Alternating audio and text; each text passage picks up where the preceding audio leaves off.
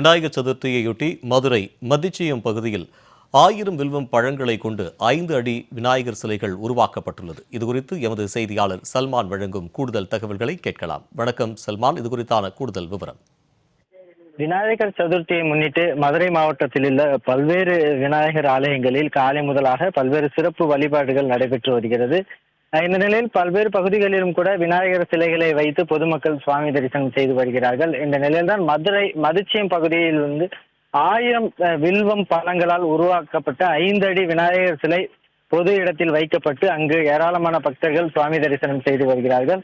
வில்வம் பழங்களால் தத்ரூபமாக 5 அடி விநாயகர் சிலை உருவாக்கப்பட்டு அதில் தொடர்ச்சியாக தீபாராதனை காண்பித்து அந்த வழியாக செல்லக்கூடிய ஒவ்வொரு பக்தர்களும் சுவாமி தரிசனம் செய்து வருகிறார்கள்.